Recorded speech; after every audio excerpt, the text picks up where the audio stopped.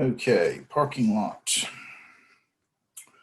Parking garage with the following constraints. I had started this in a previous video. But I had messed up. It's got two entrance gates, one output gate, an accurate car count, and increment as it enters is up, decrement as cars leaves is down. And when the lot is full, you want to disable the input so it can't count past 50. And there are 50 spaces in the lot, but it should be easily changeable. You're going to certainly do that while you're proving it. So let's go back to the original and we will fix it. I'm going to change up some things here. I'm going to change this to an inlet gate, and I'm going to make it a memory location. If you make it a memory location, then when you go to data view, you can type in those memory locations. If you're online with a PLC, you can write them on and off. So you can write them in the program if you're online, and you can see the logic work. And that's very important to see your logic work. And then if it's not doing something you think it should, then you've got to fix that. And if you've got more than one problem, you just fix one at a time and you get there. So I had used C1 and C2 on my output gates. What I think I'm going to do is put C1 up here on my input gate. And I may get a warning that I have used it. And then for my other input gate, I will use C2. So I want to control arrow down. And it's not going to let me. Sweet. Do that. And then control arrow up. Okay. Now there is a way to delete, and I think it's the eraser. So click the line to select, it'll be dotted, and then you click it again to erase it. You can continuously erase another line by clicking it, and then press the escape key. So yeah, I need that help. So I'm going to click all this and erase it.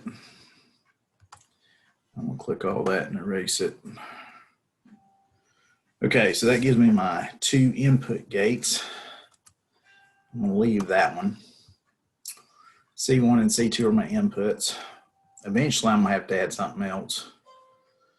So I might as well leave room to do that. My down count will happen. Oh, C's are my inputs. Okay, let's do this the way I outlined it. CT1, that is lot full. So C1 brings about Y1.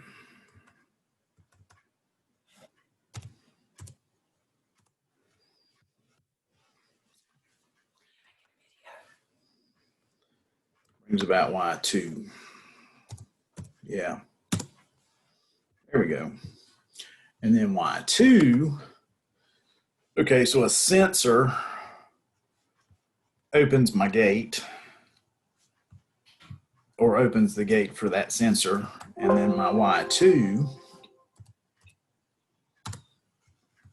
will then increment my count. I don't think you have to worry about contact bounce then. Okay, C2, the other gate is going to open Y3, and then Y3 will increment my other up count.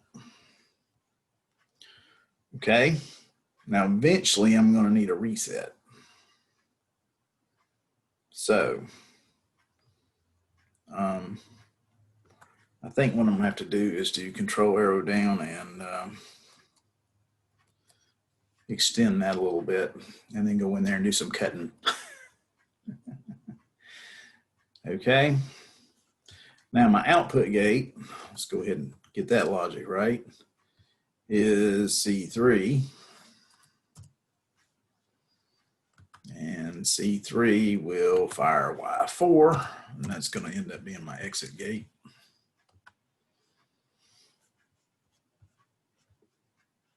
And you should comment this as you go, so you will be able to do this.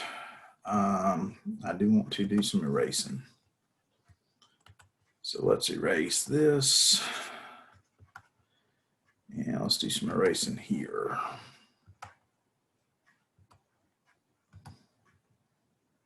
Okay, let's go all the way there. Sweet.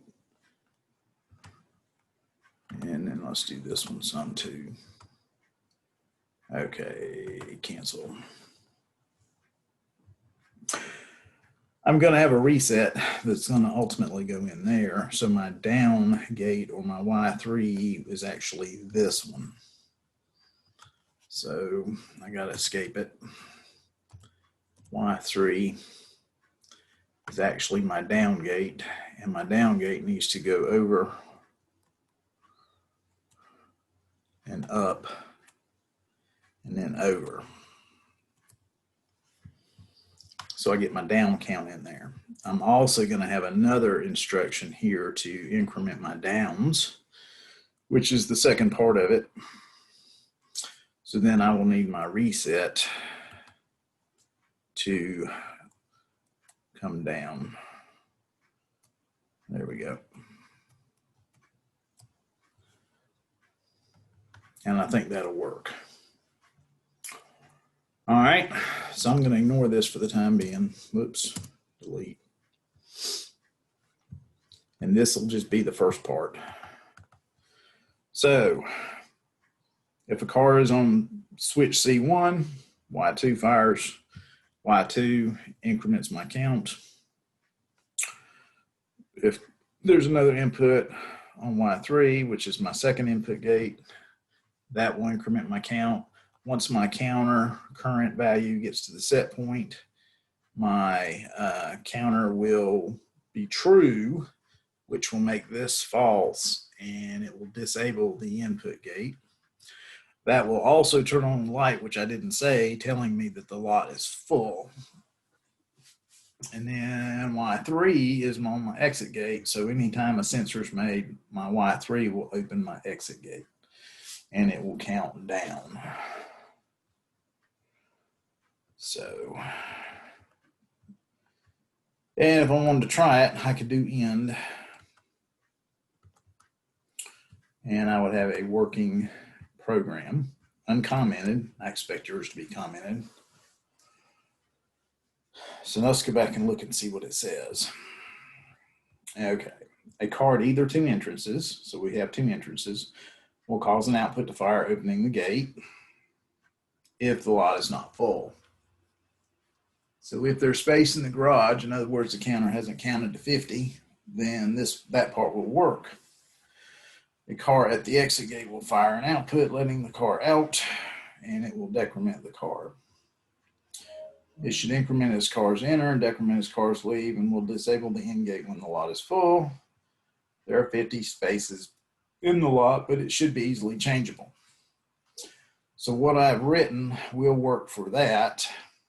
Now, you may get an error saying you don't have anything on your reset. It may complain if you try and download it because we're not allowing resets. But that's okay, it should work. It'll probably just complain, but it should work. So this should work as that part. But now we got the 9 through 11.